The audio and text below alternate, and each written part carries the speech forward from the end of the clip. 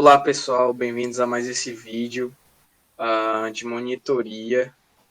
A gente vai apresentar para vocês hoje uma aula sobre algumas questões resolvidas do Enem, tá? De física e de matemática. Eu sou o residente Jonas Pereira dos Santos Filho, estou aqui com a minha colega que vai dar um oi para vocês.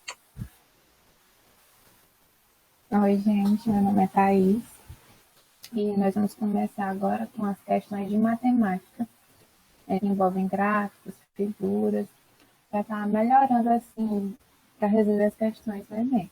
Então, vamos lá começar. Essa primeira questão fala sobre um jogo, né? Vou ler aqui o enunciado. Em um jogo desenvolvido para uso no computador, objetos tridimensionais vão descendo do alto da tela até alcançarem o plano da o usuário pode mover ou girar cada objeto durante sua descida para posicioná-lo convenientemente no plano horizontal. Um desses objetos é formado pela justaposição de 4 cubos idênticos, formando assim um sólido rígido como ilustrado na figura. Então, a figura que representa esse esquema aqui é essa daqui, onde nós podemos observar os 4 cubos posicionados assim dessa forma, e a gente tem que fazer uma análise para poder dizer quais são as projeções que são referentes a essa organização aqui dos cubos. Então, primeiro, a gente vai analisar nesse plano aqui, nessa parte de baixo, e a gente vê que eles estão dessa forma aqui. Porque esse cubo aqui está sobre esse, então a projeção que a gente tem é exatamente essa. Já nessa parede aqui, a projeção que a gente vai ter é essa, ou seja, como se fosse a sombra desses cubos na parede. Embaixo é essa forma, e nessa parede é dessa. Já nessa outra parede, a gente vai ter essa forma aqui. Por quê? Porque aqui embaixo, abaixo desse cubo aqui, não tem nenhum. Então, o que vai ser formado é justamente isso aqui. Então, agora a gente vai encontrar o item correto, que é o item E, porque mostra as 3 orientações nos 3 planos aqui que a gente encontrou, no mesmo formato, e eles estão alinhados. Isso é importante. Percebam que essa linha aqui, ó, segue aqui, então eles estão completamente alinhados, e o mesmo acontece aqui e aqui. Então, o item correto é o item E.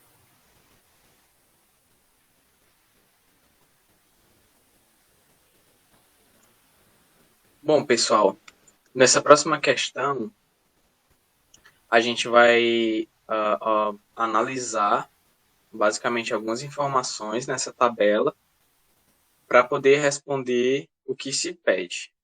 A questão diz o seguinte: uma pessoa precisa comprar 15 sacos de cimento para uma reforma em sua casa. Faz pesquisas de preço em 5 depósitos que vendem de sua preferência e cobram frete para a entrega do material, conforme a distância do depósito à sua casa. As informações sobre o preço do cimento e o valor do frete, além da distância do depósito até a casa dessa pessoa, estão apresentadas no quadro abaixo. E aí a gente pode ver, né, o depósito A, B, C, D e E, tá? O valor dos sacos de cimento para cada depósito, o valor do frete para cada quilômetro, certo? E a distância entre a casa dessa pessoa e o depósito, tá bom? E aí a pergunta é: a pessoa escolherá um desses depósitos para realizar sua compra, considerando os preços do cimento e do frete oferecidos em cada opção. Se a pessoa decidir pela opção mais econômica, o depósito escolhido para a realização dessa compra será qual depósito. Então, a gente vai fazer o seguinte. Para a gente saber o quanto essa pessoa vai gastar, a gente vai ter que calcular, tá bom? Basicamente, o preço das sacas de cimento pela quantidade dela. Para o caso A, né, para o depósito A, a gente tem que o preço de cada saca é R$ 23,00, tá bom? E vai ser multiplicado pelo total de sacas, que é 15 sacos. E a gente vai somar ainda o custo para cada quilômetro de distância entre a casa da pessoa e o depósito, que no caso do item A, o preço do depósito A é um real para cada quilômetro e a distância entre a casa da pessoa e o depósito é 10 quilômetros. Então, fazendo essa conta, 15 vezes 23 mais 1 vezes 10 vai dar um total de R$ 355. Fazendo o mesmo procedimento para o depósito B, a gente vai ter que agora, como o preço da saca de cimento lá é R$ 21,50, 21,5, né? A gente vai multiplicar 15 vezes 21,5 mais 3, que agora é outro valor para cada quilômetro de distância, e 12, que é o total de quilômetros de distância da casa dessa pessoa até o depósito. Fazendo toda essa conta, a gente vai encontrar R$ 358,5, tá bom? Já é bem mais caro que o item A. Então, o item A, ou o item B já não seria a nossa opção. Então, vamos para o item C. O item C a gente vai fazer a mesma coisa. Agora, a saca de cimento custa 22. O preço do frete custa 1,50. E o total de quilômetros é 14 quilômetros. Fazendo essa conta, a gente conta R$ 351, que até agora foi o menor preço. Então, o item A, né, como o depósito C já é mais barato que o depósito A, o depósito A também já foi descartado. Vamos fazer para o depósito B. Para o depósito B, o valor da saca de cimento é R$ 21,00. O depósito D, desculpa, é R$ 21,00, tá? E o preço de cada quilômetro é 3,5 e a distância é 18 quilômetros. Fazendo essa conta, a gente encontra R$ 378, certo? Para esse pedido, que é bem mais alto do que o preço do depósito C. Então, o depósito D também já foi descartado. Vamos fazer agora para o depósito E. A gente tem que o preço da saca é R$ 24,00. O valor, né, para cada quilômetro de frete é R$ 2,50 e a distância é apenas de 2 quilômetros. Porém, fazendo essa conta, a gente encontra um valor total de R$ 365, que também é maior do que o preço do depósito C. Portanto, o nosso item correto, né, que corresponde ao depósito mais econômico, vai ser o depósito C. E a gente vai marcar a nossa opção, que é o item C.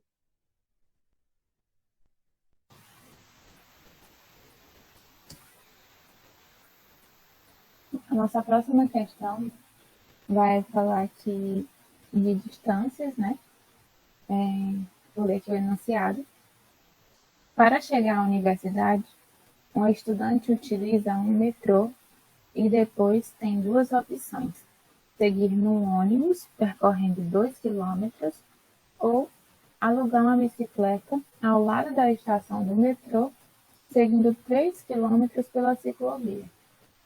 O quadro fornece as velocidades médias do ônibus e da bicicleta em quilômetros por hora no trajeto metrô-universidade. Aqui nós podemos observar a tabela mostrando os dias da semana, de segunda a sábado, e a velocidade média do ônibus e da bicicleta, ambos em quilômetros por hora. A fim de poupar tempo no deslocamento para a universidade, em quais dias o aluno deve seguir pela ciclovia? Então, ele quer saber em qual trajeto ele vai estar poupando mais tempo e qual o aluno deve escolher. Então, para isso, nós vamos fazer uma análise aqui. Já que nós temos a velocidade, nós podemos facilmente encontrar o tempo, já que a velocidade está aqui do ônibus, 9 km por hora, e a da bicicleta, 15 km por hora. Isso na segunda-feira. Então, o tempo ele é dado por essa fórmula aqui, que é o deslocamento dividido pela velocidade. Então, para o caso do ônibus, são 2 km e para o caso da bicicleta, são 3 km.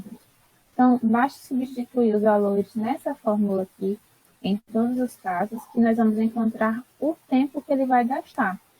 Na segunda-feira, o ônibus tem a velocidade média de 9 km por hora. Então, o deslocamento é de 2 km dividido por 9 km por hora, que vai resultar nisso aqui em horas, 2 sobre 9. Já para a bicicleta, nós vamos ter 3 km dividido por 15 km por hora, que vai resultar em 1 sobre 5 em horas. E aqui a gente simplifica o 3 e o 15. Então, a gente precisa agora analisar qual é o menor tempo entre esses dois, se é o do ônibus ou da bicicleta. Então, aqui a gente já observa facilmente que 1 sobre 5 é menor que 2 sobre 9. Então, na segunda-feira, o menor trajeto, quer dizer, o que ele vai cumprir em menor tempo é o de bicicleta. Então, agora a gente faz a mesma análise na terça-feira para ônibus e bicicleta, onde nós temos a velocidade média do ônibus de 20 km por hora e da bicicleta de 22 km por hora. Então, substituindo na fórmula novamente, nós vamos encontrar isso aqui do tempo, 1 sobre 10, e da bicicleta nós vamos encontrar 3 sobre 22. Então, fazendo essa análise, nós vamos saber que esse tempo aqui, 1 sobre 10, é menor que 3 sobre 22. Então, aqui compensa mais ele ir de ônibus e não de bicicleta. Na quarta-feira, fazemos a mesma coisa. 15 km por hora para o ônibus, a velocidade média, e 24 km por hora, a velocidade média na bicicleta. Substituímos na fórmula e vamos encontrar o tempo de 2 sobre 15 para o ônibus e de 3 sobre 24 para a bicicleta, que é igual a 1 sobre 8. Então, 1 sobre 8 é menor do que 2 sobre 15. Então, ele vai gastar menos tempo de bicicleta na quarta-feira. Então, por enquanto, o que nós temos aqui na segunda-feira e na quarta, ele vai gastar menos tempo indo de bicicleta. E apenas na terça-feira, ele vai gastar menos tempo indo de ônibus. Agora, a gente continua a nossa análise para a quinta-feira. O ônibus com 12 km por hora de velocidade e a bicicleta com 15 km por hora. Aqui, novamente na fórmula, e a gente encontra 1 sobre 6 em horas e 1 sobre 5 em horas. Então, 1 sobre 6 é menor do que 1 sobre 5. Então, vale mais a pena ele ir de ônibus. Na sexta-feira, novamente, 10 km por hora de ônibus e 18 km por hora de bicicleta. Isso resulta em 1 sobre 5 em horas e 1 sobre 6 em horas, respectivamente, para ônibus e bicicleta. Então, para a bicicleta, assim como a gente viu anteriormente, só que agora ao contrário, vai ser mais rápido ali de bicicleta, porque aqui o tempo é menor. E no sábado a gente faz a análise novamente, substituindo os valores, que são 30 km por hora a velocidade média no ônibus e 16 km por hora a velocidade média de bicicleta. Nós vamos encontrar 1 sobre 15 em horas, o tempo para o ônibus, e 3 sobre 16 em horas, o tempo para a bicicleta. Então, 1 sobre 15 é menor do que 3 sobre 16. Então, resumindo, depois dessa análise, dessa longa análise, a gente vai ter que o menor tempo para a bicicleta vai ser na segunda-feira, na quarta-feira e na sexta-feira. Na terça, na quinta e no sábado, vai compensar mais ele ir de ônibus, porque ele vai gastar mais tempo. Então, o item correto é o item C, que é as segundas, quartas e sextas-feiras.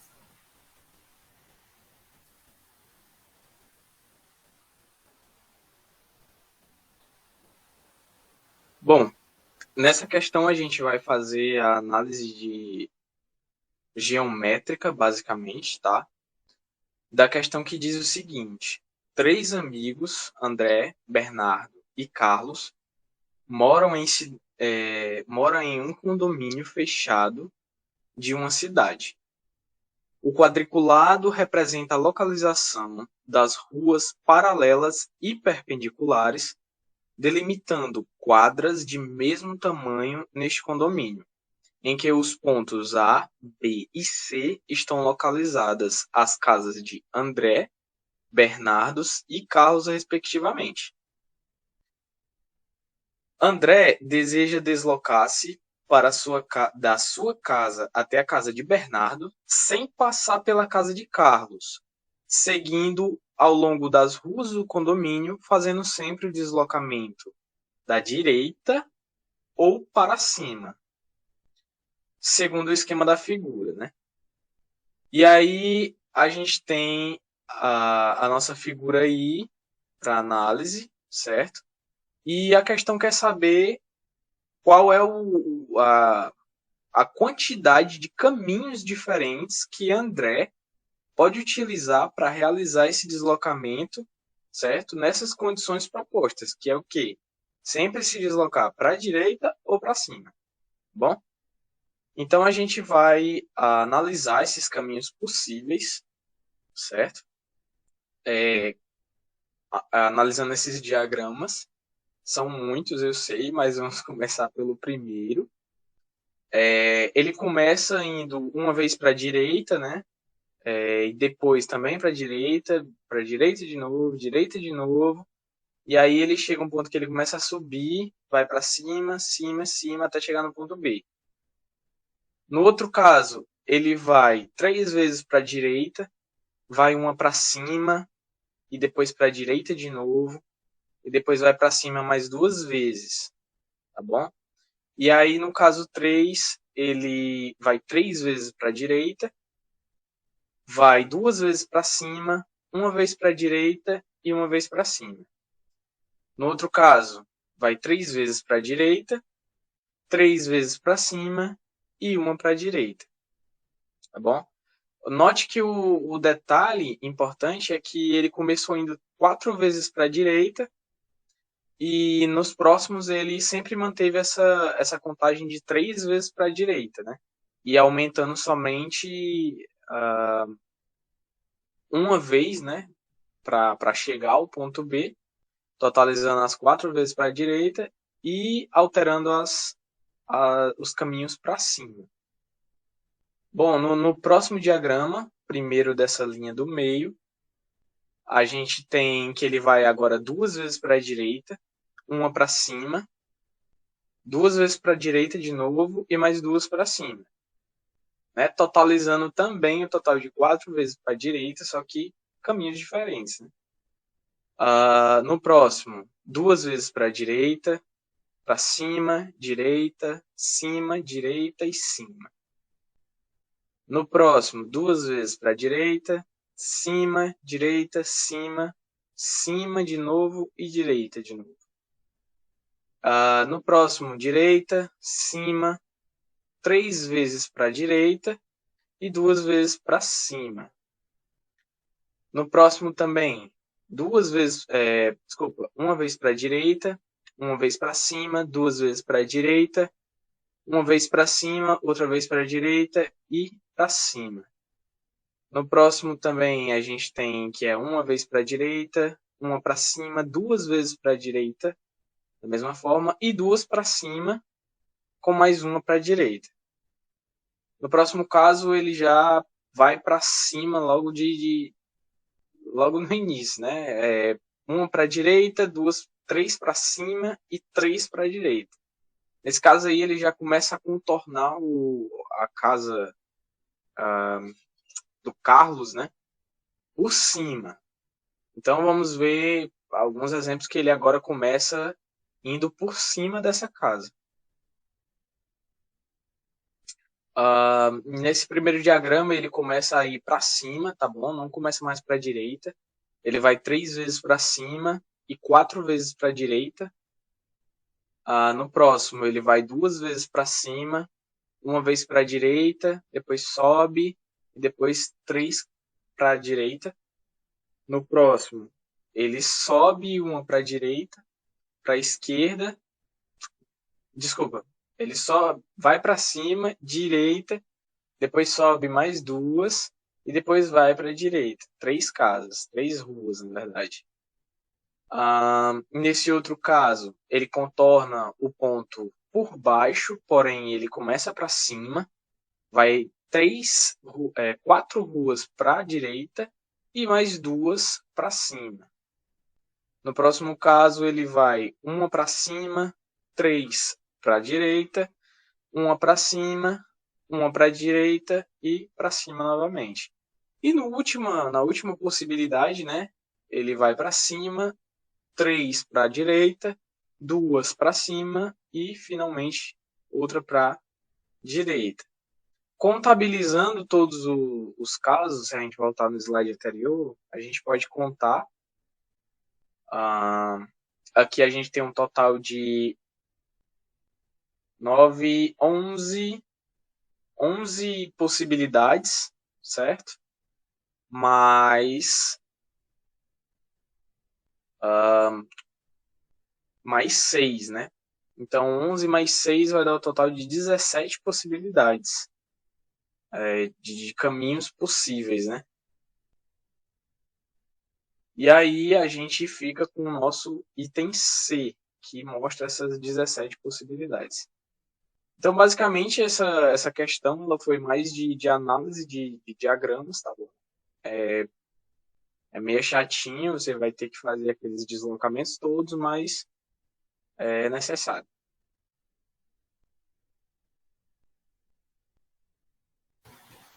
Então, agora dando continuidade, nós vamos para a próxima questão de matemática, que ela é bem simples, e o enunciado diz assim: pesquisadores da Universidade de Tecnologia de Viena, na Áustria, produziram miniaturas de objetos em impressoras 3D de alta precisão.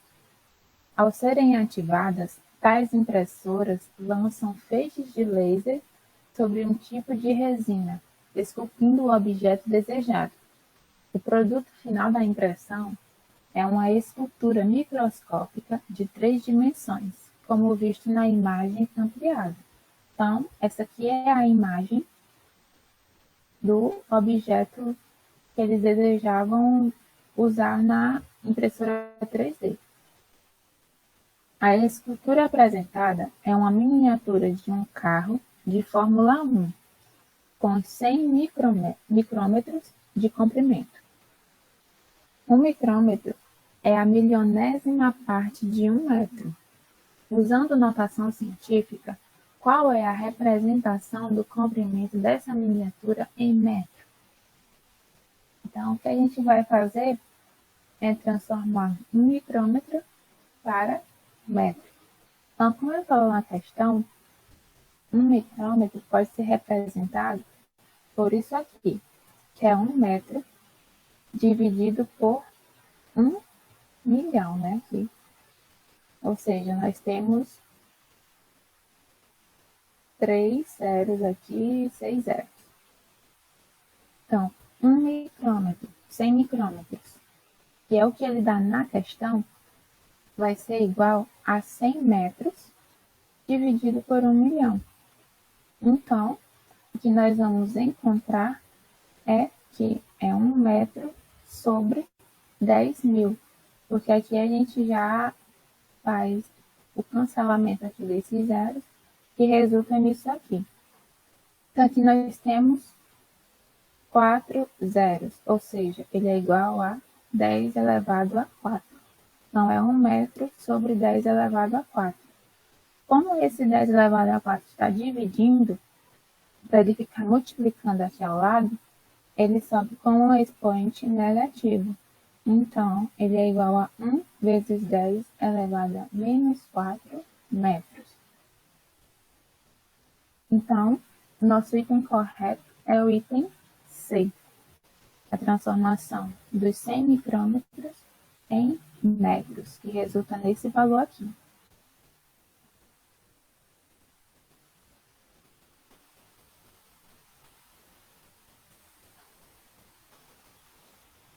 Bom, para a nossa próxima questão, a gente também vai trabalhar um pouquinho com frações, bom?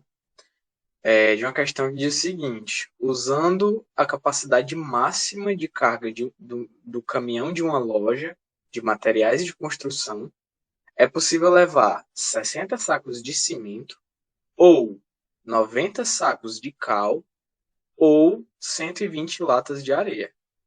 Bom, no pedido de um cliente, foi solicitada a entrega de 15 sacos de cimento, 30 sacos de cal e a maior quantidade de latas de areia que fosse possível transportar, atingindo a capacidade máxima de carga do caminhão.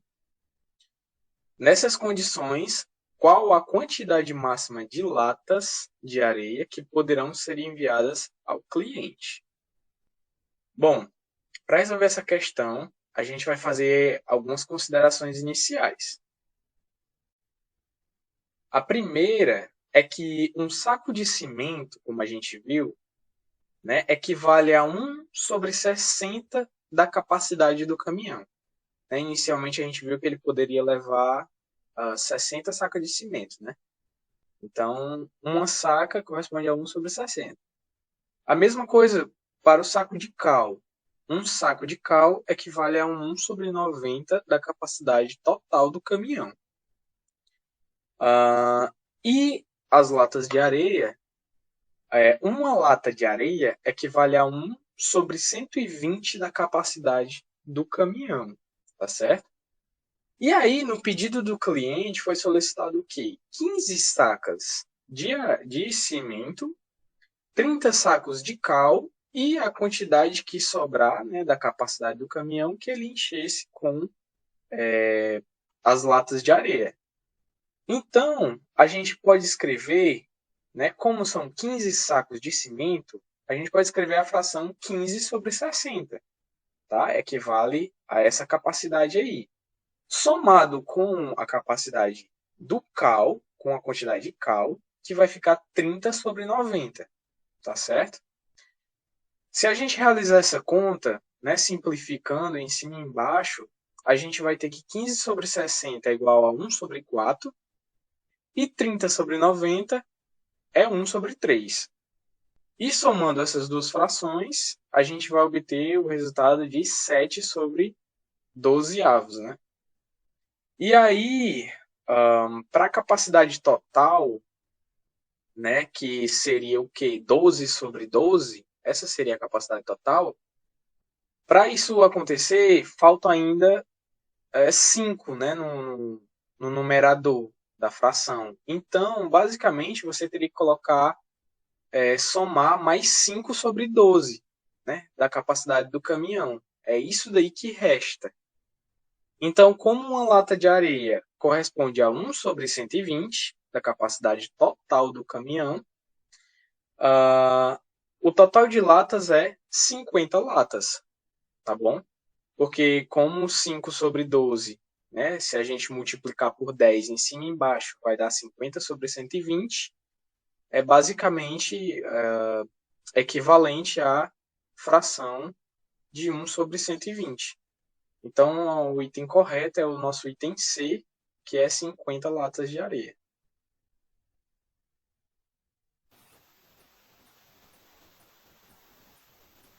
A nossa próxima questão, ela também vai tratar de tipificação, mas a gente só precisa fazer uma análise dessa figura. Então, lendo aqui o enunciado. Uma empresa de ônibus utiliza um sistema de vendas de passagens que fornece a imagem de todos os assentos do ônibus, diferenciando os assentos já vendidos por uma cor mais escura dos assentos ainda disponíveis. A empresa monitora permanentemente o número de assentos já vendidos e compara-o com o número total de assentos do ônibus para avaliar a necessidade de alocação de veículos extras. Na imagem, tem-se a informação dos assentos vendidos e dos ainda disponíveis em um determinado instante, que é essa imagem aqui. Então, os assentos vendidos são esses aqui mais escuros e os mais claros são os que ainda não foram vendidos.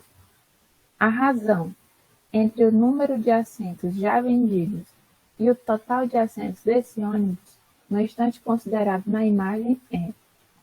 Então, ele só quer saber a razão. É uma questão bem simples. O que a gente precisa saber é qual é a quantidade total de assentos. Isso é facilmente visto aqui, porque todos os assentos são enumerados, são numerados. Então, o último número aqui, o máximo, é 42. Então, nós já sabemos que no total existem 42 assentos. E agora, nós precisamos saber quais já foram vendidos, a quantidade. Aqui a gente vai contar quantos assentos estão numa coloração mais escura. Então, fazendo a conta aqui, né, nós temos 4, 5, 6, 7, 8, 11, 12, 13, 14, 15, 16. Então, o que a gente precisa fazer é montar uma fração com esses dois valores. Ou seja, nós temos 16 assentos vendidos do total de 42. Então, a fração que representa essa razão aqui é o item A, que é 16 sobre 42.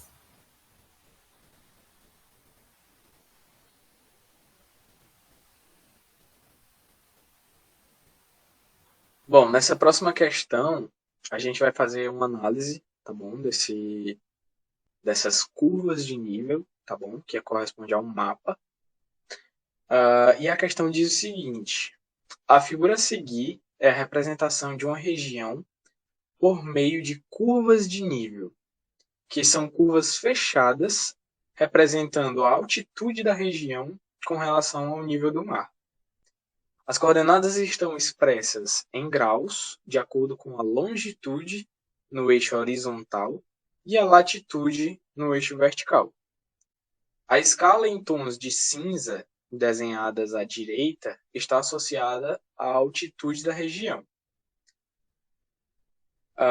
E ela diz mais o seguinte, que um helicóptero usado para reconhecimento sobrevoa a região a partir do ponto X igual a 20 graus de longitude, né, e 60 de latitude.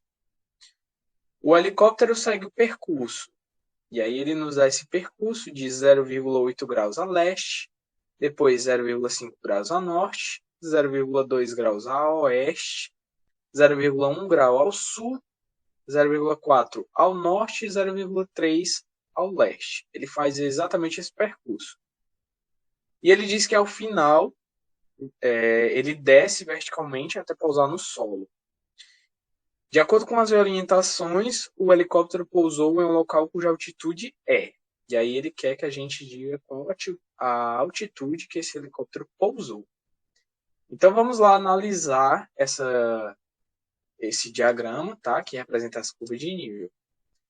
Ele diz que o helicóptero começa nesse ponto X e anda 0,8 graus a leste, certo? Então ele ficaria basicamente em cima do 20,8, tá bom?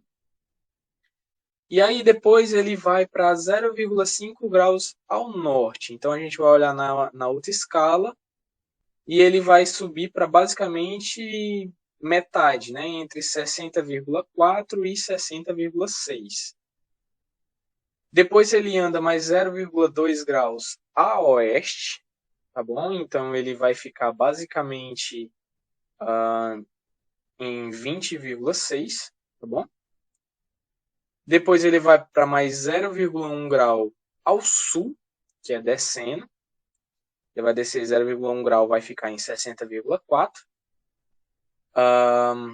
Depois ele vai para mais 0,4 graus ao norte, então ele sobe. E vai ficar em 60,8. E por fim, ele anda 0,3 graus ao leste. E vai ficar exatamente em cima da metade, né? Entre 20,8 e 21,0. Que corresponde a essa região preta. E aí, na nossa escala, na lateral aí, a gente tem que essa região preta corresponde a uma altitude de 100 metros. Portanto, né, nos nossos itens ali em cima, a gente pode demarcar que a altitude onde esse helicóptero pousa, ela é menor ou igual a 200 metros. Por quê? Porque nenhum dos outros itens faz sentido, né? 100 não é maior do que 200, como diz o item B, nem é maior do que 400, como o item C, nem maior do que 600, nem maior do que 800. Então, o único item que faz sentido é o item A.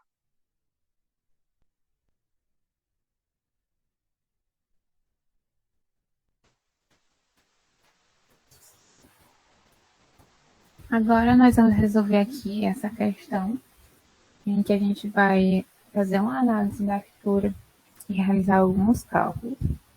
E o enunciado diz assim: a figura é uma representação simplificada do carrossel de um parque de diversões, visto de cima.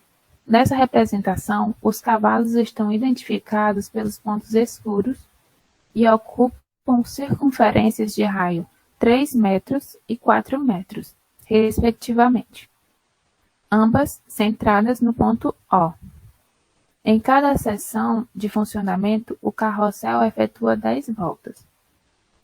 Então, esses pontinhos pretos aqui são onde estão os cavalos, e essa circunferência aqui tem um raio de 3 metros, e essa maior tem um raio de 4 metros.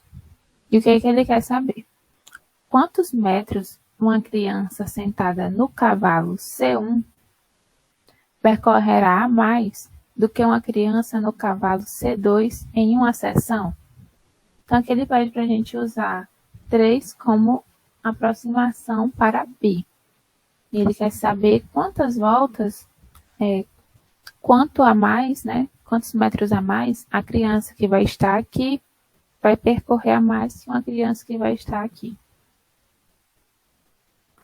Para isso, a gente tem que conhecer, a gente vai ter que saber qual o perímetro das duas circunferências, que no caso, o perímetro é medido por 2πr, onde r é o raio da circunferência.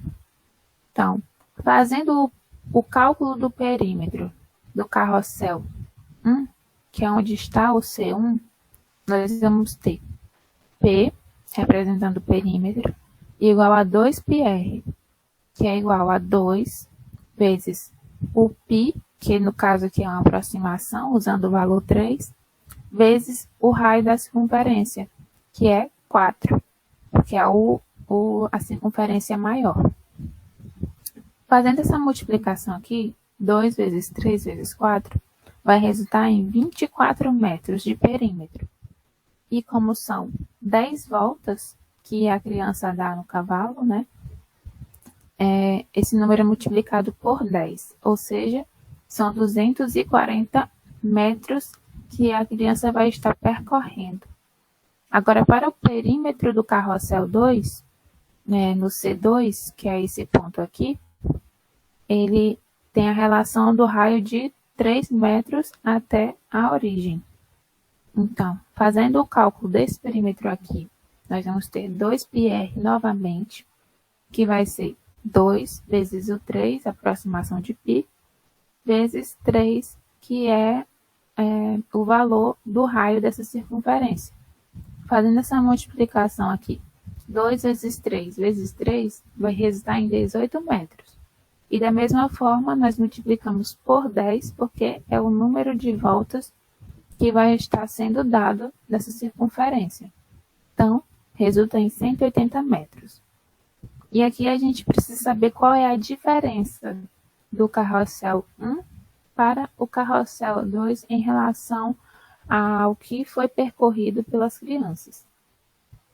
Então, nós vamos ter 240 metros do perímetro do carrossel 1 menos 180 metros do perímetro do carrossel 2, que vai ser igual a 60 metros. Então, nosso item correto é o item B, 60 metros de diferença.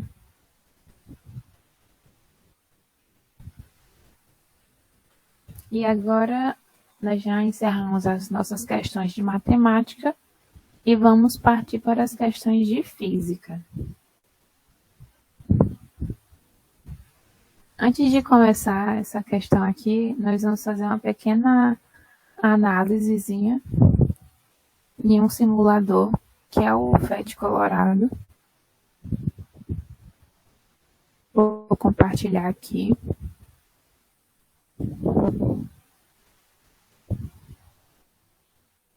Bom, pessoal, essa é a simulação, tá, do FET Colorado a respeito do conteúdo de ótica, tá bom? Sobre refração e reflexão da luz, tá certo? Aqui a gente tem aquele laserzinho ali, tá bom?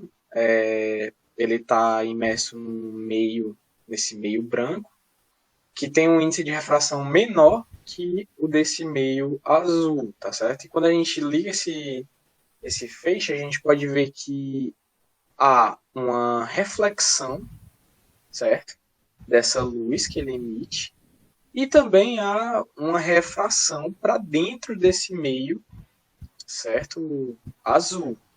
E aí uma análise importante, né? A gente colocou aí o transferidorzinho, e a gente pode analisar, olha, que o ângulo de incidência do raio incidente é idêntico, né? Idêntico, basicamente igual, basicamente não, é igual ao raio refletido, tá bom? Então essa é uma das propriedades, a lei da reflexão, tá? Que diz que o ângulo de incidência em uma superfície perfeitamente lisa é igual ao ângulo de reflexão. E aí embaixo a gente tem a nossa refração, tá? O raio refratado, que ele não coincide, tá bom? Ali a gente incide ele com basicamente o que?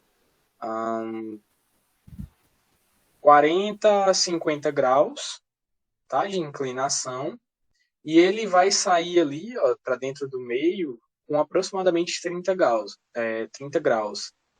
Então há um desvio da luz quando ela entra, tá? Nesse material. E esse é o fenômeno que a gente chama de fenômeno da refração da luz. E a gente vai tratar sobre esses fenômenos nas 3 próximas questões que vão ser abordadas. E é por isso que a gente resolveu relembrar esses conceitos.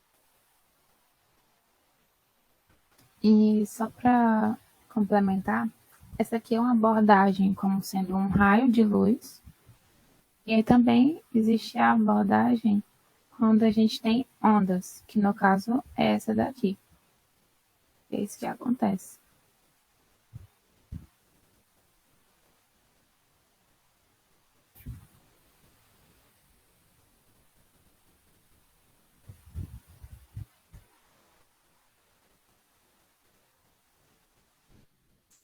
Bom, então vamos lá, né? A partir daqueles conceitos que a gente viu, a gente vai resolver agora a primeira questão de física, tá? Que diz o seguinte: Um grupo de cientistas, liderados por pesquisadores do Instituto de Tecnologia da Califórnia, a Caltech, nos Estados Unidos, construiu o primeiro metamaterial que apresenta valor negativo do índice de refração, relativo para a luz visível. Denomina-se metamaterial um material óptico artificial tridimensional formado por pequenas estruturas menores do que o comprimento de onda da luz, o que lhe dá propriedades de comportamento e comportamentos que não são encontrados em materiais naturais. Esse material tem sido chamado de canhoto.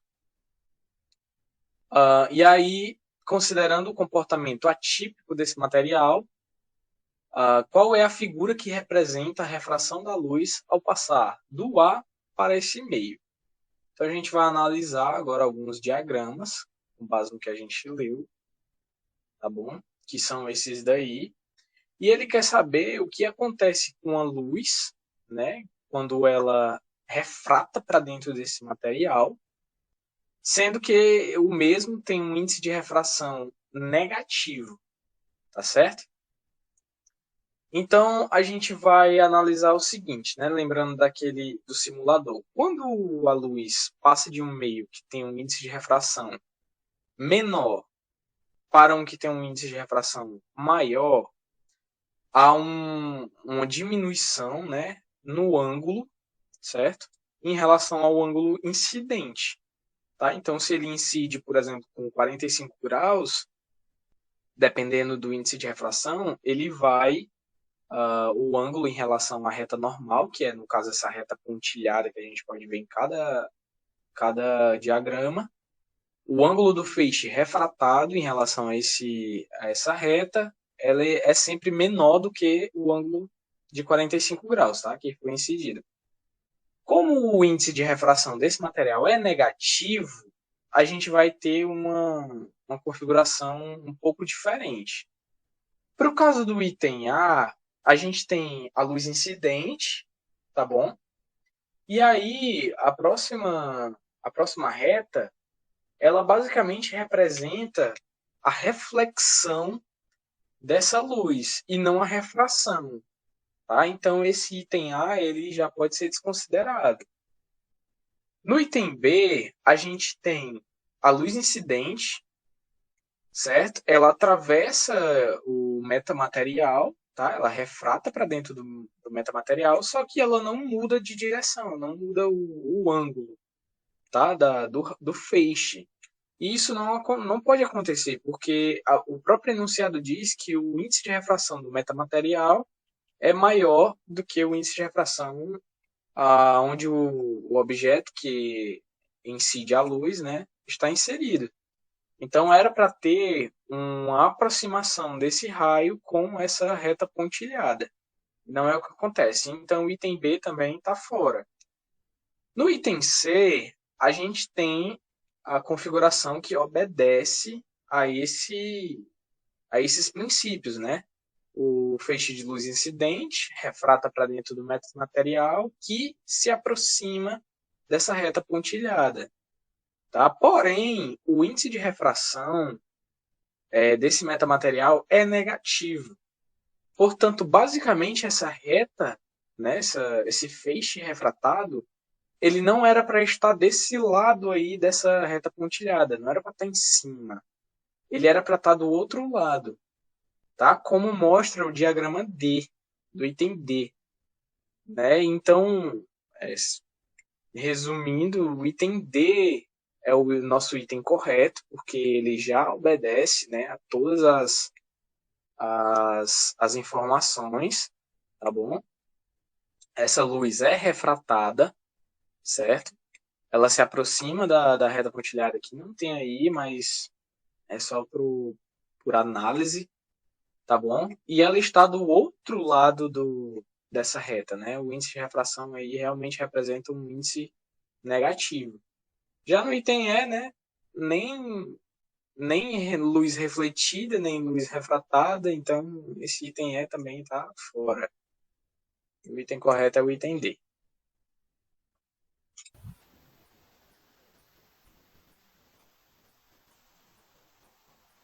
A nossa próxima questão vai falar sobre as ondas eletromagnéticas e no enunciado diz assim: as ondas eletromagnéticas, como a luz visível e as ondas de rádio, viajam em linha reta em um meio homogêneo. Então, as ondas de rádio emitidas na região litorânea do Brasil não alcançariam a região amazônica do Brasil por causa da curvatura da Terra, já que as ondas, elas viajam em linha reta. Entretanto, sabemos que é possível transmitir ondas de rádio entre essas localidades devido à ionosfera. Com a ajuda da ionosfera, a transmissão de ondas planares entre o litoral do Brasil e a região amazônica é possível por meio da... Então, é o que a gente viu no simulador também, que aqui a gente tem uma representação do que acontece, que é basicamente o fenômeno da reflexão. E aqui a gente tem uma ilustraçãozinha, onde essa curvatura aqui, representa a ionosfera, e aqui nós temos uma emissão aqui de ondas. Então, o que acontece para que essas ondas possam chegar em um outro ponto aqui, já que tem uma curvatura aqui da Terra? O que acontece é que essas ondas elas são refletidas pela ionosfera. Ela sai aqui, são as ondas incidentes, e quando chegam aqui na ionosfera, elas acabam sendo refletidas. É exatamente o que a gente mostrou no simulador. Quando uma onda ela é incidente aqui em um meio, ela pode ser refratada ou refletida no mesmo meio. Então, foi exatamente isso que aconteceu. Ela foi refletida no mesmo meio. Então, o nosso item correto é o item A. É o fenômeno da reflexão. Bom, pessoal, continuando ainda com o nosso conteúdo de ótica, certo? A gente tem a nossa seguinte questão. Alguns povos indígenas ainda preservam suas tradições, realizando a pesca com lanças, demonstrando uma notável habilidade. Para fisgar um peixe em um lago com águas tranquilas, o índio deve mirar abaixo da posição em que se enxerga o peixe. Ele deve proceder dessa forma por quê? Certo? Aqui a gente tem um diagrama que vai ajudar a gente a entender melhor, tá bom? A gente tem o índio, tá? E duas posições para o peixe. A posição onde tem o nome real é a posição real do nosso peixe. Já a posição virtual é a posição onde o índio passa a enxergar esse peixe. Isso acontece devido ao fenômeno da refração, tá? Que quando a luz que está presente já dentro da água reflete no peixe e sai da água, ela sai com um desvio devido ao índice de refração, certo? Da água ser maior do que o do ar, onde o índio tá presente, né? Então, devido a essa diferença de índice de refração, acontece um desvio nessa luz, certo? Como mostra esse diagrama, e o prolongamento dos raios que saem, né, que é representado por essa reta, que vai dos olhos do índio até a posição do peixe, tá? O prolongamento dessa reta, ela é justamente a posição onde o índio vai enxergar o peixe. Então, não necessariamente o peixe vai estar naquele local onde o índio está enxergando. Ele vai estar um pouquinho mais abaixo, devido a esse índice de refração. E isso é uma regra, tá? Para qualquer coisa que você esteja visualizando embaixo da água, né, seja um peixe ou algum objeto, qualquer coisa, ele vai obedecer esses princípios. Por quê? Porque o índice de refração, certo? Sempre vai ser constante, certo? O índice de refração da água sempre vai ser maior do que o do ar. Então, essa característica desse desvio sempre vai ser a mesma coisa, né? Ele pode mudar a angulação, mas o desvio sempre vai ser o mesmo. Então, sabendo disso, né? Sabendo desse fenômeno, o índio é por isso que o índio mira um pouco embaixo. E aí a gente vai aos nossos itens para ver qual é a melhor opção para explicar esse fenômeno. O item A diz o seguinte, que os raios de luz, né, refletidos pelo peixe, não descrevem uma trajetória retilínea no interior da água. O que é mentira, né? Porque a gente pode ver pelo diagrama que a reta, né, de luz que sai do peixe, né, que reflete no peixe e sai da água, ela é sim retilínea. Até porque a luz, como onda eletromagnética, ela se propaga em linha reta, tá certo? O item B diz o seguinte, que a luz emitida pelos olhos do índio desviam sua trajetória quando passam do ar para a água. Isso daí nem faz sentido, né? Porque nossos olhos, eles não emitem luz, tá bom? Se fosse assim, a gente conseguiria ver tudo, mesmo no escuro. Então, esse item não faz sentido. O item C. Os raios de luz espalhados pelo peixe são refletidos pela superfície da água. O que não faz muito sentido, porque a superfície da água ela não tem essa capacidade de refletir, como é que eu posso dizer, os raios que saem do peixe, certo? Os raios que são refletidos no peixe, eles não podem sair da água se eles forem refletidos, né? Ou seja, se a superfície da água refletir esses raios, o índio não veria, porque esses raios não chegariam nele. Então, também não é esse item. E o item D. Emitidos pelos olhos do índio são os raios de luz, né? Emitidos pelos olhos do índio são espalhados pela superfície da água. E também é uma mentira, porque o olho do índio não emite luz. Então a gente fica com o nosso item E, o item correto, certo? Os raios de luz refletidos pelo peixe desviam sua trajetória quando passam da água para o ar, que foi basicamente o diagrama que a gente viu. Bom, então, a partir desse momento, né, como já acabaram essas 3 questões que foram abordadas com o assunto de ótica, a gente vai passar agora para outro assunto, tá certo? E para demonstrar as propriedades desse assunto, a gente vai mostrar novamente um simulador, certo? Uma simulação, para contextualizar e embasar a gente para fazer essas próximas questões.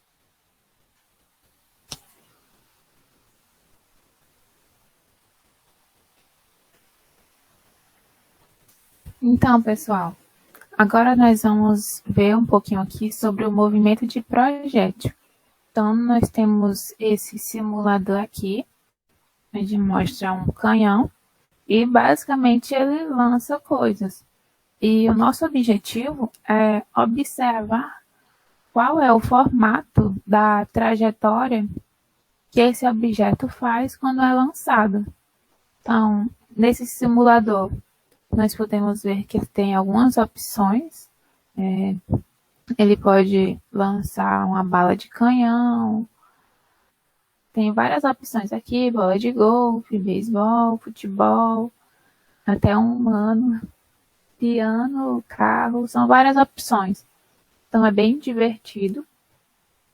Você pode adicionar também a resistência do ar, mas a gente não vai deixar habilitada essa opção porque nos problemas em que a gente resolve, nós não usamos a resistência do ar. E aqui nós podemos colocar também os vetores da velocidade, no caso ela total e as suas componentes, e também os vetores de aceleração total e suas componentes. E aqui nós temos um alvo, que a gente pode movimentar ele. E aqui a velocidade com que o objeto vai ser lançado. A gente pode alterar também a altura do canhão, mas vamos deixar aqui em 10 metros. E a rapidez com que o objeto é lançado, vamos deixar aqui em 5 metros, por exemplo, por enquanto. Então, começando com uma bala de canhão.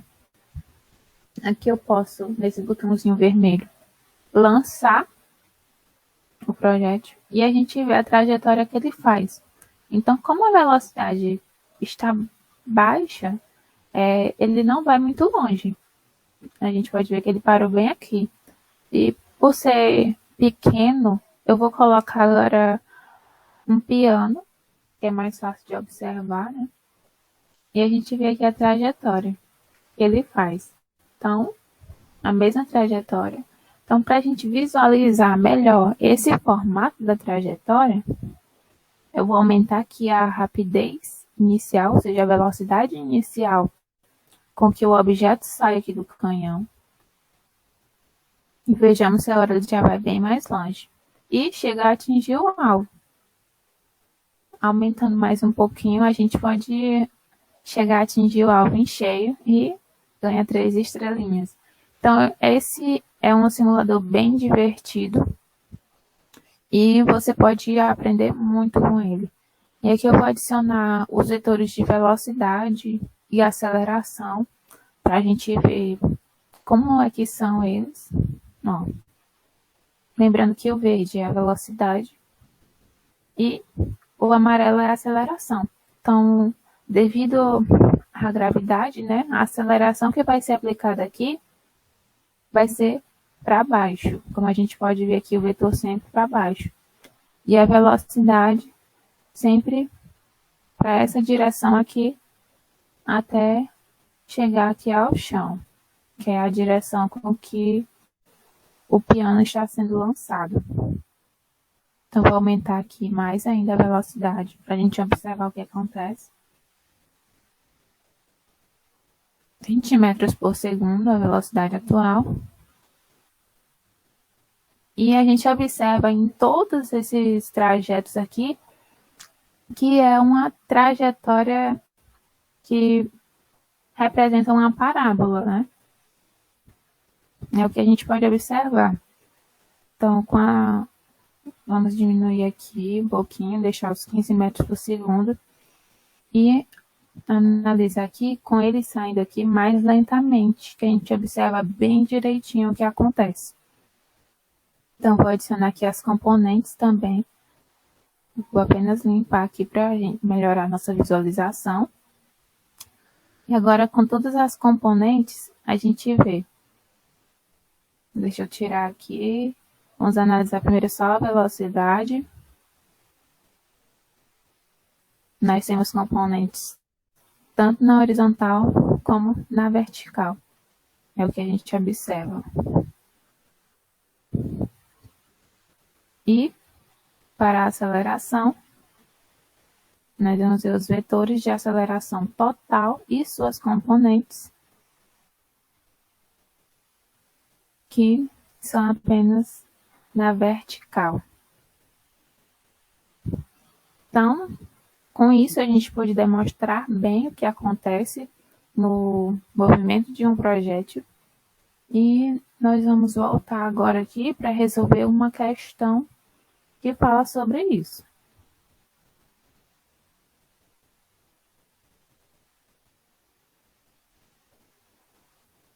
Então, é essa questão aqui que eu vou ler o enunciado agora. Nos desenhos animados, com frequência se vê um personagem correndo na direção do abismo, mas, ao invés de cair, ele continua andando no vazio.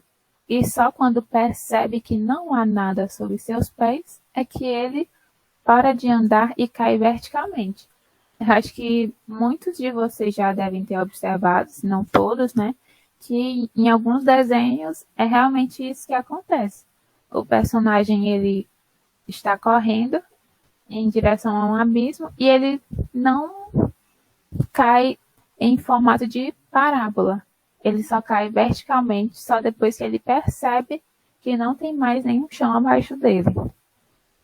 Então, no entanto, para observar uma trajetória de queda no experimento real, pode-se lançar uma bolinha com velocidade constante, V0, sobre a superfície de uma mesa e verificar o seu movimento de queda até o chão.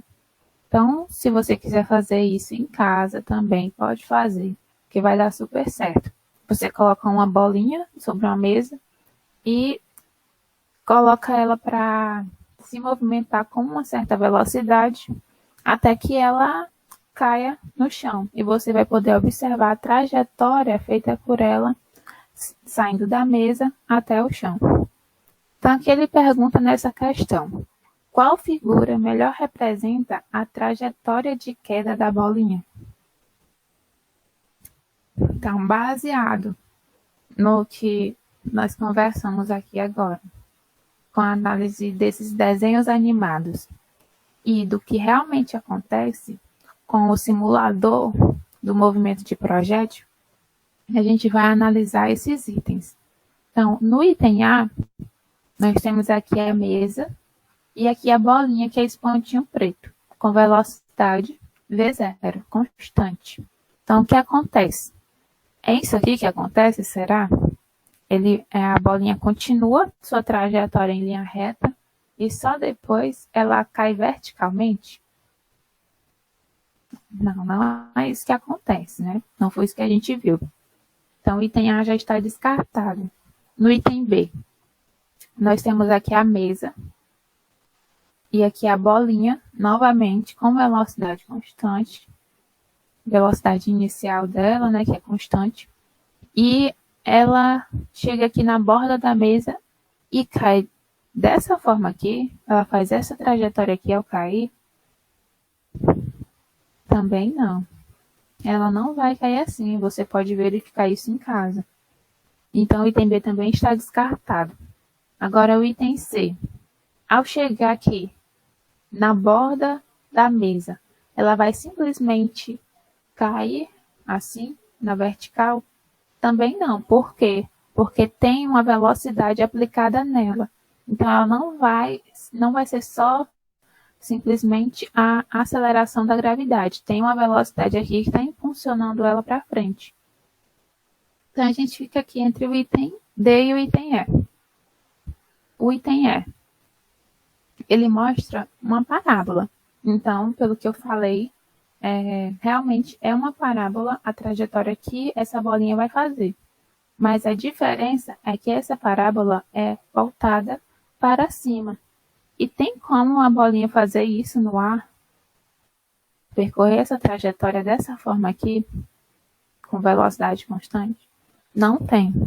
Então, assim como a gente viu lá no nosso simulador do movimento de projétil, o item correto é o item D, que vai mostrar uma trajetória assim, que é uma parábola, porque a bolinha tem uma velocidade e também tem aceleração sobre ela.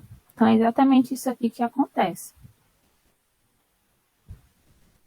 Então, nosso item correto é o item D.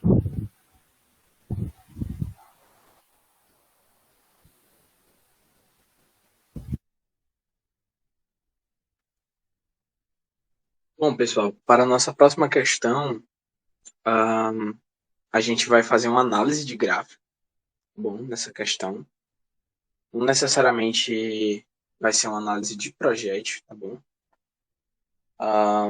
Mas a questão diz o seguinte: em uma colisão frontal entre dois automóveis, a força que o cinto de segurança exerce sobre o tórax e abdômen do motorista pode causar lesões graves nos órgãos internos. Pensando na segurança do seu produto, um fabricante de automóveis realizou testes em 5 modelos diferentes de cinto. Os testes simularam uma colisão de 0,30 segundos de duração. E os bonecos que representavam os ocupantes foram equipados com acelerômetros. Esse equipamento registra o módulo da desaceleração do boneco em função do tempo. Os parâmetros como massa do boneco, dimensões do cinto e velocidade, imediatamente antes e após o impacto, foram os mesmos para os testes, certo? E aí ele quer saber o quê?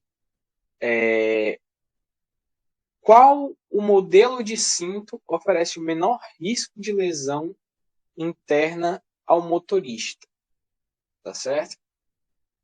Bom, então esse gráfico, ele nos mostra, né, esse gráfico da aceleração em função do tempo, nos mostra o desempenho de cada cinto que foi testado, tá certo? No caso dessa linha menos pontilhada, né, o cinto 1 até essa linha mais escura, pontilhada mais escura, lá para o final do gráfico, que representa o cinto 5, tá bom? E aí, para a gente resolver essa questão, o que a gente tem que analisar? O cinto que menor vai oferecer riscos à segurança do paciente vai ser aquele que apresenta o menor módulo de desaceleração, tá certo? Por quê? Porque quanto maior a desaceleração, mais força, né, esse cinto vai exercer sobre o tórax e o abdômen do passageiro, do motorista, no caso, né? Pela segunda lei de Newton, né, força igual a massa vezes a aceleração, a gente tem que quanto maior, como a massa é constante, quanto maior a aceleração, né, ou desaceleração, maior será essa força. Então, aquele cinto que ofereceu o menor módulo de desaceleração é o cinto correto. E aí, analisando o gráfico, a gente pode ver, olha, que a curva que tem o menor pico de aceleração é essa curva pontilhada, certo? Com pontinhos bem pequenininhos e coladinhos, tá bom? Que sai basicamente aqui de zero, né? E chega a aproximadamente 70 metros por segundo de desaceleração, por aí. Então, todos os outros, olha, você pode analisar, todos os outros eles estouram, né? Eles são lá em cima a desaceleração dele. Essas acelerações muito altas, como eu falei, vai causar lesões aos motoristas, né? Então, né, o item que corresponde ao cinto 2 é o item B, que é a nossa resposta correta, né? O cinto que oferece a maior segurança para o motorista ou o passageiro do carro. Então, pessoal, para dar continuidade, nós vamos ver outro simulador agora para auxiliar já na nossa próxima questão, que vai falar sobre energia. Então, vamos agora para o simulador.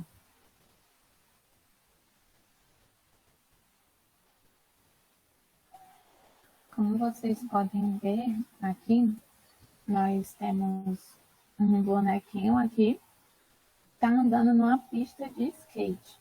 Então, ele está variando na altura aqui e também na velocidade.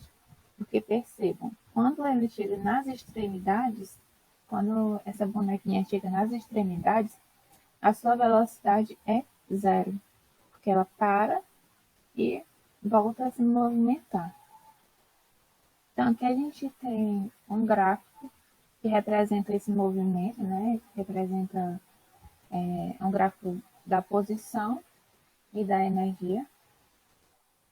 E nós temos aqui, desse verde aqui em cima, a energia mecânica, que é total, que no caso é a soma da energia cinética e da energia potencial. E aqui a gente observa a energia cinética, essa verde aqui. Quando a energia cinética é mínima, a energia potencial é máxima. Então, isso acontece em todo o gráfico. No caso aqui, quando a energia potencial é mínima, a cinética é máxima. E eles vão variando dessa forma. E quando nós somamos os dois, energia potencial e energia cinética, eles vão dar o mesmo valor aqui, que é a energia mecânica total, que é constante aqui, como nós podemos observar. Então, outra observação que a gente tem que fazer é que quando essa bonequinha está passando bem aqui, no ponto mais baixo dessa trajetória, ela tem a velocidade máxima, ou seja, a energia cinética é máxima. Ó. Observem aqui o verde com valor máximo e a potencial com valor mínimo, porque é a altura mínima. Então, baseado nisso, nós vamos agora ver a nossa próxima questão. Vou compartilhar aqui.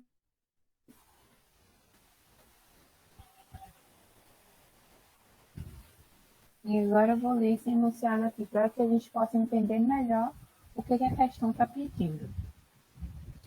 O brinquedo pula-pula, também conhecido como cama elástica, é composto por uma lona circular flexível horizontal presa por molas à sua borda.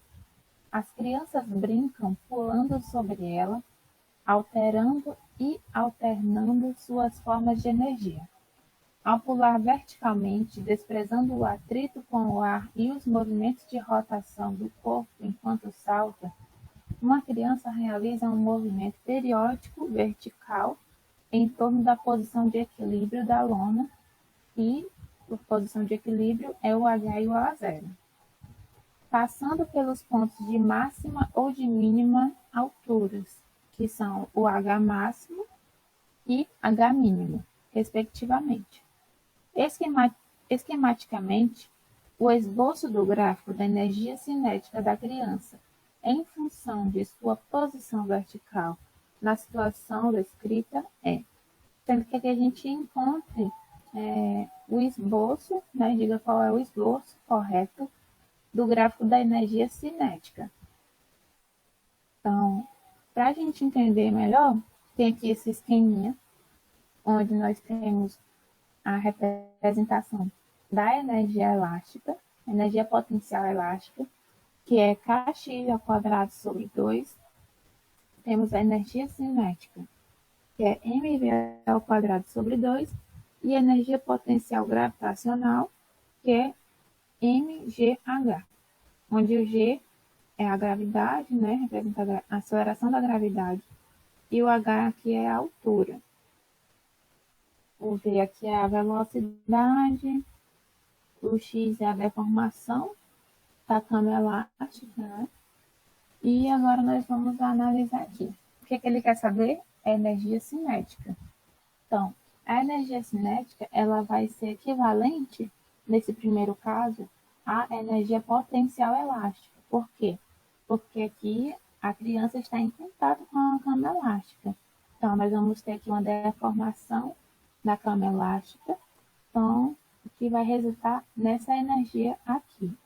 Então, quando o x está no H mínimo, vamos substituir aqui, por exemplo, vai ser um valor negativo, mas isso não vai interferir porque aqui o x está ao quadrado. Então, qualquer número ao quadrado, seja ele positivo ou negativo, vai resultar em um valor positivo. Então, a energia elástica aqui vai ser uma parábola. Por que uma parábola? Porque aqui é uma equação que está ao quadrado. Se o x está ao quadrado, então já é uma equação segundo grau que representa uma parábola. E por ser positivo, vai ser uma parábola voltada para cima. Analisando a segunda parte, essa aqui é a primeira parte. Então, a energia cinética, se ela é, como é que eu posso dizer? Faz referência a essa energia elástica, ela vai ser o contrário. Então, a gente lembra por quê? A soma dessas duas energias, energia cinética e energia potencial, no caso, a energia potencial, ela é dividida entre energia elástica energia potencial gravitacional.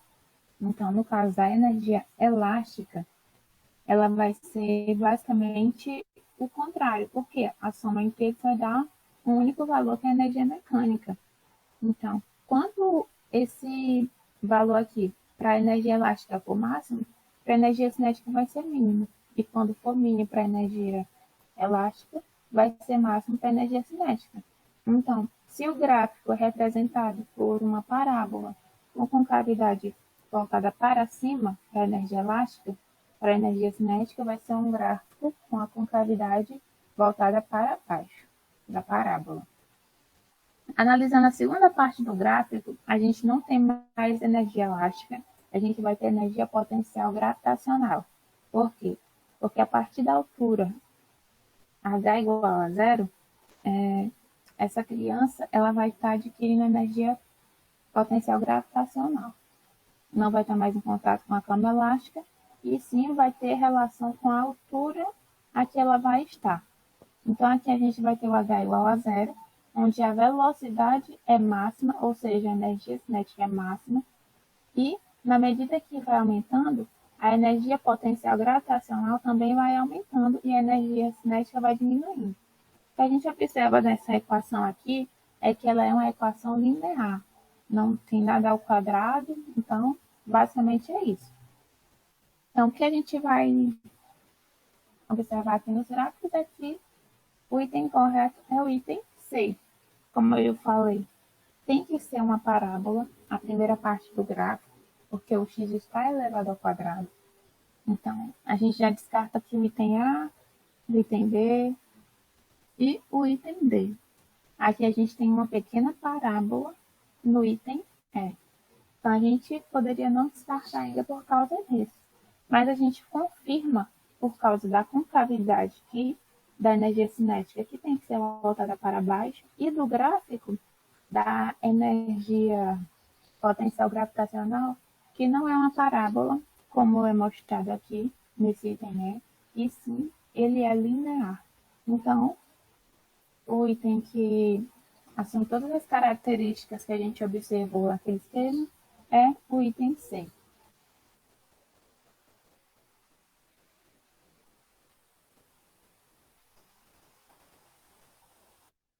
Bom, pessoal, na nossa próxima questão, a gente tem o conteúdo agora de eletrização, tá? E aqui a gente tem uma tirinha do Garfield, onde ele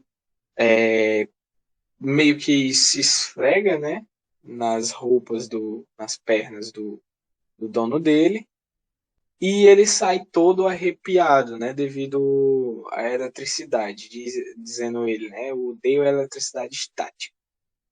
Bom, então a gente vai ter que entender o porquê que isso acontece, né? Por que que quando o Garfield, né, se esfregou nas pernas do dono dele, por que que ele ficou eletrificado, né? E antes da gente ler os itens, a gente vai entender esse processo de eletrização, tá? Então, no próximo slide, a gente tem basicamente um diagramazinho, certo? E posteriormente a gente vai apresentar uma simulação, tá certo? No PET colorado, para fixar melhor ainda esse conceito da eletrização. No caso do Garfield, certo? Ele se esfregou nas calças do dono dele, portanto é um tipo de eletrização por atrito, tá certo? Que ocorre entre diferentes materiais, tá bom? E aí nesse caso a gente tem a calça, certo? Do dono e o pelo do Garfield, certo? Quando eles se atritam, há uma passagem, há uma transferência de cargas, certo? E lembrando, essa transferência de cargas sempre se dá pelos elétrons, tá? Não é possível transferir prótons, é possível somente elétrons, tá certo? E, né, esses elétrons, eles possuem sinais opostos às cargas positivas, mas elas têm o mesmo módulo da carga, né? O mesmo módulo de carga positiva. Então, a mesma carga que é a carga positiva é a carga negativa, né? Então, a gente vai agora para o PET colorado, certo? Para entender o que aconteceu, o que o Garfield ele ficou arrepiado daquele jeito, certo? Aqui, nessa simulação, a gente tem uma camisa, certo? Onde tem esses pares, certo? De prótons e elétrons, cargas positivas e negativas, tá bom? E a gente pode notar que existe uma quantidade, certo? Igual de cargas, tanto positiva como negativa. Isso significa que a camisa ela está inicialmente neutra, ela não possui carga, né? A gente tem também um balão, tá bom? Que ele também se encontra nessas mesmas características, né? Inicialmente neutro, e uma parede, certo? Que ela também está neutra, tá bom? E a gente vai fazer o quê? A gente vai pegar o balão e vai atritar com a camisa, certo? E ver o que é que acontece a partir desse atrito.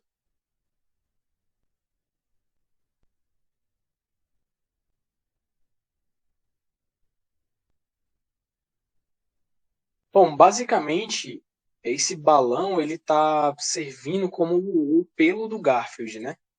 Ele, na questão, mostra que ele se esfrega um pouco nas calças do dono dele. É basicamente isso que está acontecendo.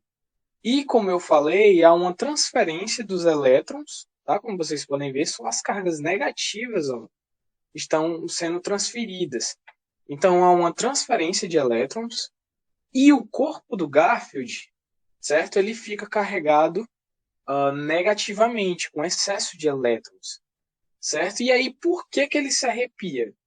Porque esses elétrons, certo? Eles querem sair do corpo do Garfield, né? Dos pelos. Então, eles vão tender a se afastar, né, do corpo do Garfield. É basicamente o que acontece quando a gente aproxima o balão da parede, certo?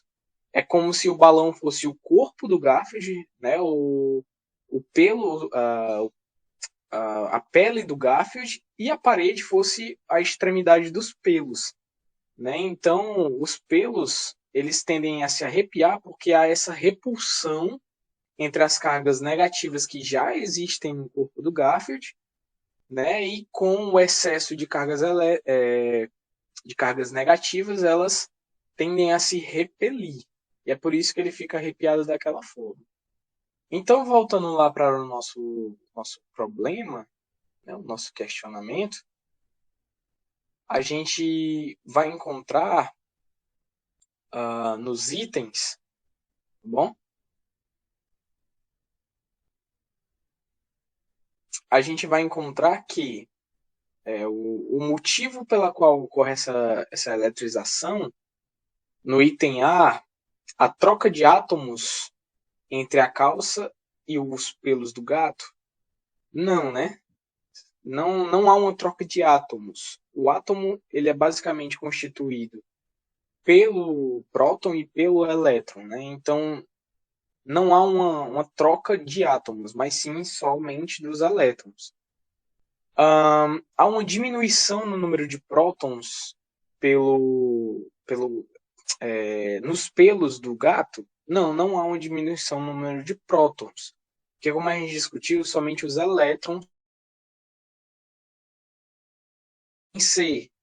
A criação de novas partículas eletrizadas pelos pelos do gato? Não.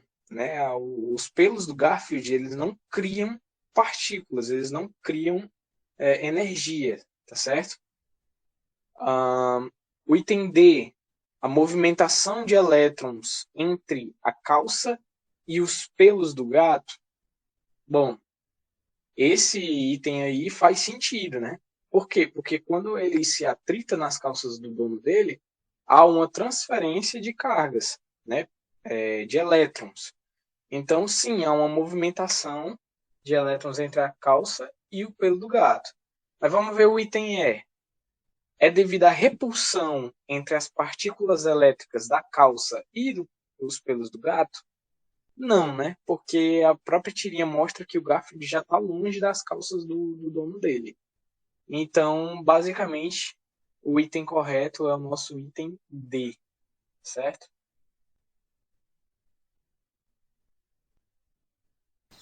Bom, a nossa próxima questão é sobre, basicamente, densidade, tá? E a gente vai ler o enunciado, que diz o seguinte: Júpiter, conhecido como o gigante gasoso, perdeu uma de suas listras mais proeminentes, deixando o seu hemisfério sul estranhamente vazio. Observe a região que a faixa sumiu destacada pela seta. Né? Então aí a gente tem duas imagens do planeta, certo? E a gente no primeiro caso tem essas duas faixas escuras, tá bom? E já na imagem 2 a gente sente a falta de uma delas, certo? Essa aqui está mais embaixo. E aí a questão diz o seguinte: a aparência de Júpiter é tipicamente marcada por duas faixas escuras, certo? Em sua atmosfera, que foi como a gente viu. Uma no hemisfério norte e outra no hemisfério sul. Como o gás está constantemente em movimento, o desaparecimento da faixa no planeta relaciona-se ao movimento das diversas camadas de nuvens em sua atmosfera. A luz do Sol refletida nessas nuvens gera a imagem que é captada pelos telescópios no espaço ou na Terra. Então, basicamente, o que essa questão, esse texto está explicando é que, como Júpiter é um gigante gasoso constituído somente de gás, certo? Esse gás ele se movimenta, tá bom? E aí, devido a esse movimento, é que aconteceu, né, que isso pode estar ligado ao desaparecimento dessa listra, tá bom? E aí, basicamente, o que acontece? Quando a luz do Sol incide sobre essas nuvens, certo? Sobre esse gás, ele é refletido e essa luz que é refletida, ela chega até a Terra e é por isso que a gente, até os telescópios, na verdade, e é por isso que a gente pode observar, certo? Essas características de Júpiter. E aí a questão diz o seguinte: o desaparecimento da faixa sul do planeta, né, pode ter sido determinado por uma alteração. Aí o item A, na temperatura da superfície do planeta. Item B, no formato da camada gasosa do planeta. Item C, no campo gravitacional gerado pelo planeta. Item D, na composição química das nuvens do planeta. Ou item E, na densidade das nuvens que compõem o planeta. Bom, vamos analisar o que aconteceu. Se a gente tiver, certo, uma determinada área, por exemplo, uma caixa, certo, fechada, e a gente coloca lá um gás. Se esse gás, certo, ele for comprimido, se a densidade desse gás aumentar, certo, menor vai ser os espaços entre as moléculas que constituem esse gás. Se os espaços são menores, isso significa que se a gente acender uma lanterna, uma luz, né, sobre esse gás, pouca luz vai passar direto por esse gás. Por quê? Porque os espaços para essa luz se movimentar são poucos. Então, você vai ter mais luz sendo refletida do que luz sendo passada, né, passando direto. Então, se você fizer o contrário e diminuir essa densidade, maior vai ser os espaços entre essas moléculas desse gás, permitindo mais passagem de luz do que reflexão de luz, certo? E isso é basicamente o que acontece com o planeta Júpiter. A densidade desse gás, dessas nuvens de que ele é formado, elas diminuíram e por isso que a luz que vem do Sol, ela passa direto para dentro do planeta e pouca parte dela é refletida. Então, esse é o motivo por trás do desaparecimento dessa faixa. E aí, o item, analisando os itens, né, o item que corresponde a essa propriedade é o nosso item E, que diz que a densidade das nuvens, certo? Que a razão por isso está na densidade das nuvens que compõem o planeta. Portanto, o item correto, o item E.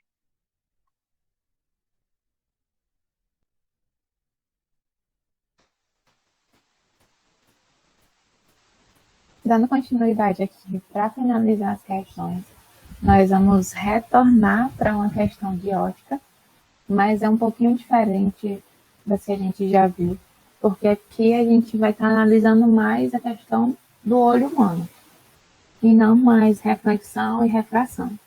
Então, a questão diz assim: entre os anos de 1028 e 1038, Agassiz escreveu sua principal obra, o Livro da Óptica, que, com base em experimentos, explicava o funcionamento da visão e outros aspectos da ótica, por exemplo, o funcionamento da câmara escura. O livro foi traduzido e incorporado aos conhecimentos científicos ocidentais pelos europeus. Na figura retirada dessa obra é representada a imagem invertida de edificações em um tecido utilizado como anteparo. E a questão pergunta assim: se fizermos uma analogia entre a ilustração e o olho humano, o tecido corresponde ao ou a. Então, o que ele quer saber é o que esse tecido aqui está representando quando a gente vai fazer uma analogia com o olho humano. Aqui a gente tem um orifício e aqui a gente tem uma imagem real. E a imagem que a gente tem aqui nesse tecido é uma imagem invertida. Então, onde é que a gente vai ter uma imagem invertida quando a gente vai analisar o olho humano? Nós temos aqui o item A, íris, o item B, retina, o item C, pupila, o item D, córnea e o item E, cristalino. Então, com essa figura aqui, nós podemos analisar bem que é a representação de um olho humano. Nós temos aqui o nervo óptico, temos a retina, íris, córnea, cristalina. Então, a gente percebe que aqui representam os prédios, né? Que é uma imagem real, uma imagem direita, e a passagem aqui por algum orifício aqui, como mostra a imagem anterior da questão, e essa imagem aparece invertida aqui, que é a representação do tecido. Então, o tecido é como se representasse a retina do olho. Então, o nosso item correto é o item B, que é a retina.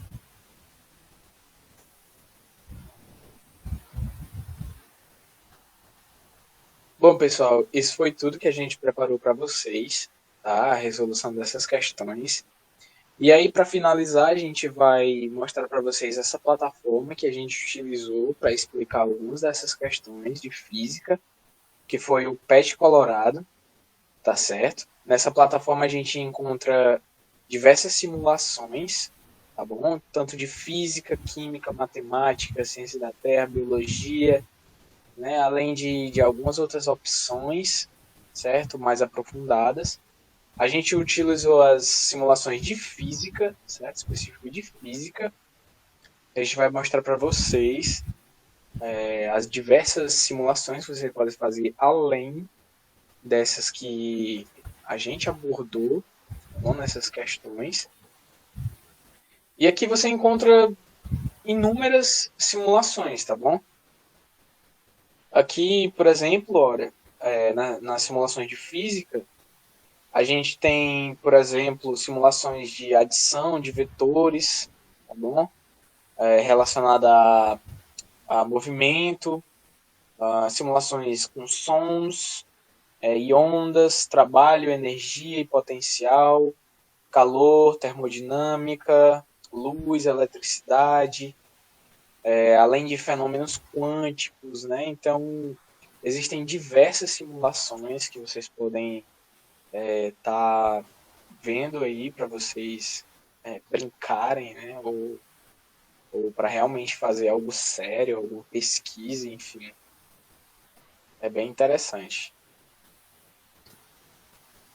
Dá para aprender muita coisa aqui com essas simulações, porque são conteúdos variados, que vão desde a física mais simples, né? Física, aquela parte mais clássica, e até a física moderna. Então, é um conteúdo bem variado que você encontra aqui e serve para você entender melhor o conteúdo e até entender as questões do Enem, como a gente utilizou nessa monitoria. Exatamente. Os simuladores eles são bem simples de mexer, como vocês viram, não tem nenhum bicho de sete cabeças de programação, de nada. É bem simples de você utilizar eles, tá bom? Não tem nenhum segredo. Para quem tiver curiosidade, vocês abram essas simulações, tentem mexer, e aí vocês vão ver que é bem simples, bem intuitivo.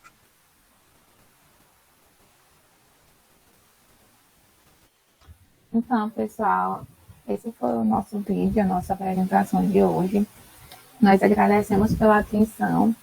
A gente espera que vocês tenham gostado, que aproveitem bem essa resolução de questões do Enem, que isso possa ajudar vocês quando forem fazer o Enem e nós ficamos por aqui.